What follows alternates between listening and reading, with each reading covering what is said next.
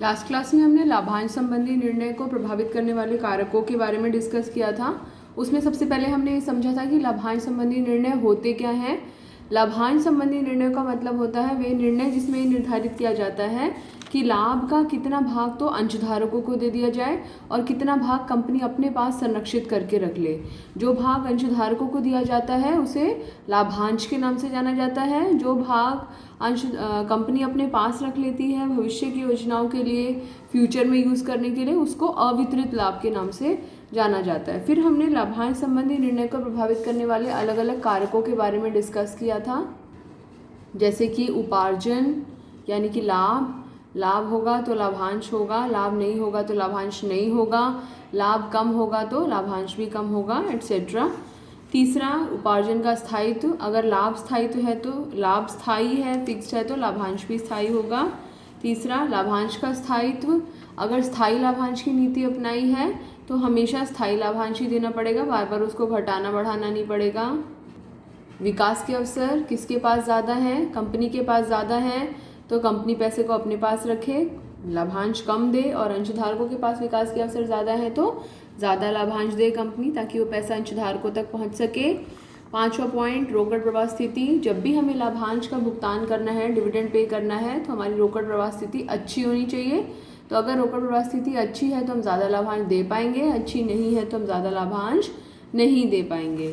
छठा पॉइंट, पूर्वाधिकार अंशधारक। किसी भी कंपनी में अगर पूर्वाधिकार अंशधारक हैं तो लाभांश देने से पहले हमें पूर्वाधिकार समता अंशधारकों को लाभांश देने से पहले पूर्वाधिकार अंशधारकों को लाभांश देना पड़ेगा। ये 6 पॉइंट्स। सातवां पॉइंट, कर आरोपण नीति, टैक्स पॉलिसी। अगर लाभांश के ऊपर टैक्स ज़्यादा लग रहा है तो अंशधारकों को पैसा मिलने से कोई फ़ायदा नहीं होने वाला। ज़्यादा टैक्स देंगे तो अंशधारकों को कम लाभांश मिलेगा, इसलिए अगर ज़्यादा टैक्स देना पड़े अंशधारकों को तो कहेंगे हमें लाभांश दो ही मत। तो ज़्यादा टैक्स तो कम लाभांश, और कम टैक्स तो ज़्यादा लाभांश की इच्छा रखते हैं।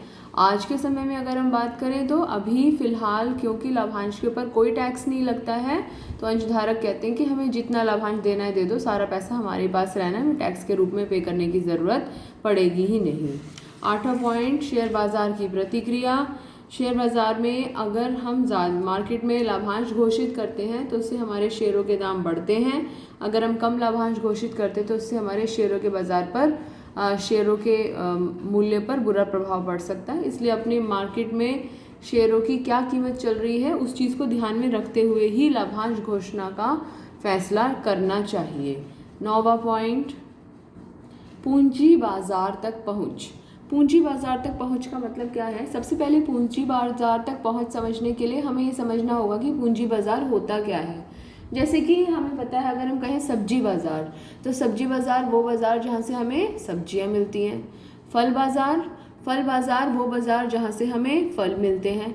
तो पूंजी बाजार वो बाजार जहाँ से हमें पूंजी प्राप्त होती है। अगर हमें अपनी कंपनी के लिए पूंजी इकट्ठे करने के लिए मार्केट में हमारी पहुंच अच्छी है, हम आसानी से पैसा इकट्ठा कर पा रहे हैं, जब हमें पैसा चाहिए बैंकों के पास जाते तो बैंक हमें पैसा दे देते हैं, हम किसी अपने दोस्त के पास जाते तो हमारा दोस्त हमें पैसा दे देता है, अगर हम लेनदारों के पास जाते हैं तो वो हमें पैसा दे देते हैं। यदि ऐसी स्थिति है, अगर पूंजी बाजार में हमारी इतनी अच्छी पहुंच है कि हम जब चाहे तब पैसा इकट्ठा कर सकते हैं, तो हमें ज़्यादा पैसा अपने पास स्टोर करने की ज़रूरत नहीं है। लेकिन यदि हमारे इतने मित्र नहीं हैं, हमारे इतने शुभचिंतक नहीं हैं, तब तो हमें अपना जुगाड़ खुद ही करके रखना पड़ेगा। इसलिए 2 सिचुएशंस हो सकती हैं। हमारी पूंजी बाजार तक पहुंच अच्छी हो सकती है, यानी कि जब चाहेगा तब पैसा मिल जाएगा, या फिर हमारी पूंजी बाजार तक पहुंच थोड़ी खराब हो सकती है। खराब होने का मतलब है कि जब परेशानी आएगी तो कोई हमारी मदद नहीं करेगा।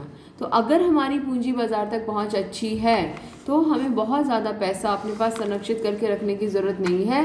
कंपनी चाहे तो उस पैसे को लाभांश के रूप में अंशधारकों को दे सकती है, क्योंकि लाभांश के रूप में अंशधारकों को देने से उसको बहुत फ़ायदे होंगे। जैसे एक फ़ायदा भी हमने पीछे ही पढ़ा कि बाज़ार में शेयरों के जो दाम हैं वो हमारे बढ़ सकते हैं। लेकिन अगर पूंजी बाजार तक पहुंच हमारी है खराब, कोई मुसीबत में हमारे काम नहीं आएगा, तो जब मुसीबत में हमारे काम नहीं आएगा तो अपनी रक्षा खुद ही करनी पड़ेगी। कहते हैं ना, भगवान उनकी रक्षा करता है जो अपनी रक्षा स्वयं करते हैं।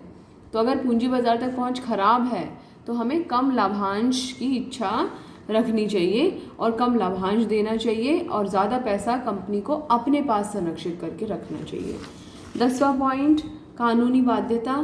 कानूनी बाध्यता का मतलब क्या होता है? अगर कोई ऐसा कानून बना हुआ है, कोई ऐसा नियम बना रखा है कंपनीज एक्ट में, अगर इस बात का प्रावधान हो जाए जिसमें लिखा हो कि कम से कम इतना लाभांश तो देना ही देना है, हर साल कम से कम इतना लाभांश देना है, इतने साल तक लाभांश दिए बिना कंपनी नहीं रह सकती, यदि ऐसा कोई कानून बन जाता है तो लाभांश देते समय उस कानून का पालन करना ज़रूरी है, अनिवार्य है। इन दोनों पॉइंट्स को नोट कर लीजिए। फिर हम अपने लास्ट पॉइंट की तरफ चलते हैं, ऋणदाताओं द्वारा प्रतिबंध। देखिए, ऋणदाताओं द्वारा प्रतिबंध का मतलब क्या होता है? कई बार जब बैंक हमें ऋण देता है, बैंक हमें उधार देता है, तो बैंक को इस बात की चिंता रहती है कि हमसे मतलब है कंपनी को, यदि बैंक कंपनी को ऋण देता है तो बैंक को इस बात की चिंता रहती है कि कंपनी के पास हमेशा इतना पैसा उपलब्ध हो कि कल को जब बैंक के ऋण का भुगतान करने का नंबर आए तो कंपनी उसका भुगतान कर सके।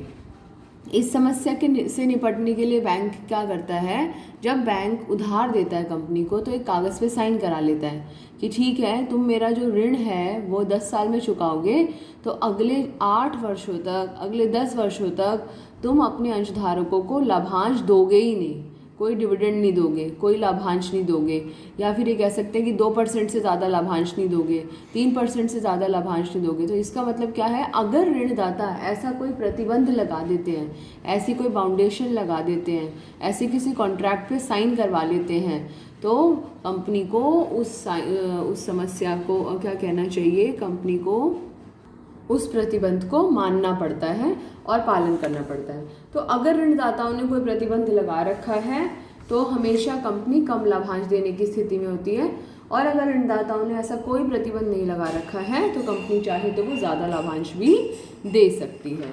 तो ये 11 पॉइंट्स हैं। आपने देखा होगा बहुत बार विकसित देश भी कई बार जब विकासशील देशों की मदद करते हैं, कई बार वर्ल्ड बैंक, IMF, इस तरह के जो देश हैं, जब इस तरह के जो संगठन हैं जब विकासशील देशों की या विकसित देशों की सहायता करते हैं तो वो बहुत बार उनके ऊपर प्रतिबंध लगा देते हैं कि आप ये काम नहीं करोगे, ये काम नहीं करोगे, और उन देशों को मदद स्वीकार करने के बदले में ऐसा करना पड़ता है। तो इसलिए कंपनियों को भी ऋणदाताओं की जो भी शर्तें हैं उनका पालन करना पड़ता है अगर उन्हें उधार चाहिए तो।